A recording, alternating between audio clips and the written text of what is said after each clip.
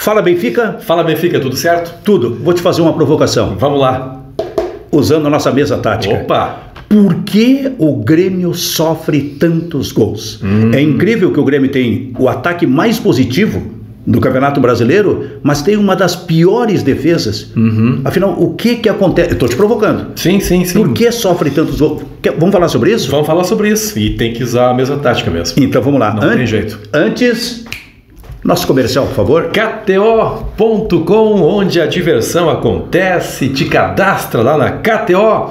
Utiliza o cupom Benfica. Garanta 20% de bônus no primeiro depósito. KTO é para se divertir. Muito bem. Onde a diversão acontece. KTO.com.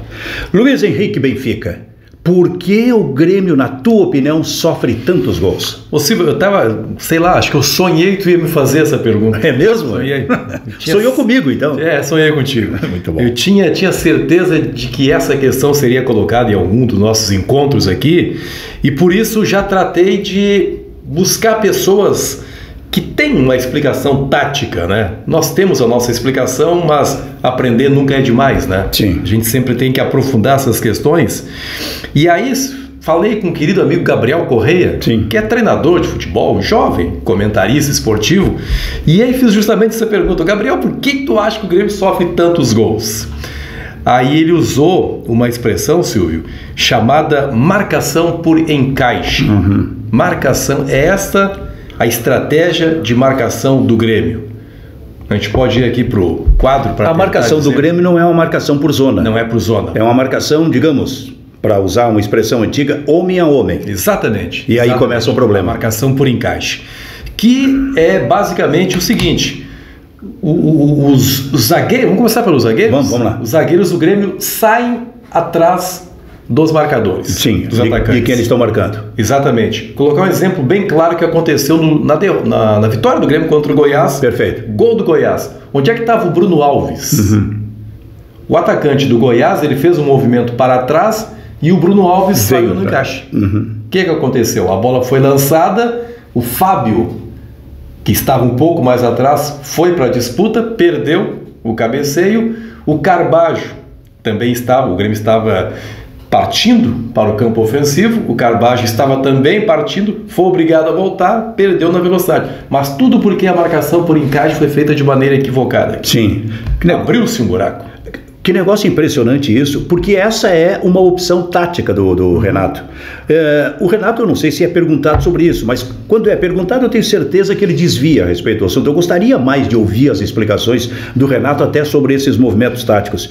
Mas tu tens inteira razão, essa saída aqui de um zagueiro daqui para, na medida em que o atacante que ele está marcando venha para trás, ele sai louco, vai abrir tudo ali. Eu acho que o maior exemplo disso chama-se Kahneman. O que o Kahneman fez o Campeonato Brasileiro todo, Luiz Henrique, saindo assim, ó, ou sai para cá para marcar se o atacante que ele está marcando vem para cá, ou sai para cá, sabe? E às vezes atabalhoadamente ia levando muitos cartões amarelos em função disso.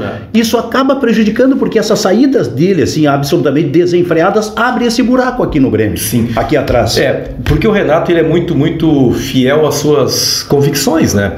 Esse é um modelo que ele utiliza desde o tempo em que o Jeromel e o Kahneman eram jovens. Tá, perfeito. O que eu quero falar, Silvio? Não tem problema nenhum você marcar dessa maneira. Sim. Desde que você tenha jogadores capazes de fazer isso. E rápidos. Exatamente. Jogadores velozes. Não é mais o caso do Kahneman. Era em 2016, 2017.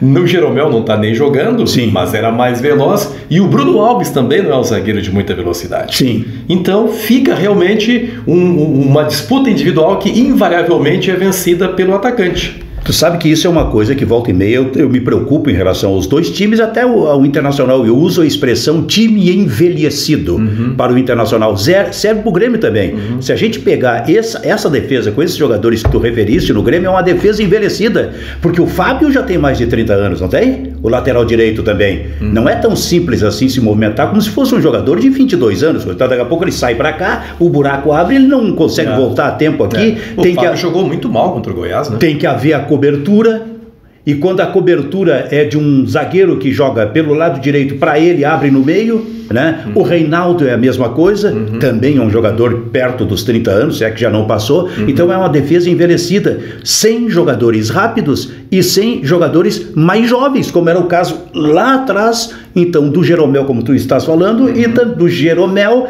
e do Kahneman, por exemplo, que conseguiam fazer isso. E para não dizer, Silvio, que a culpa é só dos zagueiros, nós temos aqui o Bruno Alves e o Kahneman, né? Aí a marcação por encaixe, ela também é feita pelos volantes. Sim. Entendeu? Ou seja, o Vilha Sante, que é o jogador que está na frente dos zagueiros, ele também sai. Sim. Certo? O Carbajo sofre um problema muito sério, o Carbajo, que é a velocidade do futebol brasileiro. Sim. Ele jogava na Liga Uruguaia, que é muito menos veloz. Isso, uma coisa que eu sempre observo. Observa isso também. O Grêmio vai contratar certamente algum argentino ou uruguaio para o ano que vem. Primeira coisa que eles vão dizer: sim, o futebol brasileiro é muito mais rápido.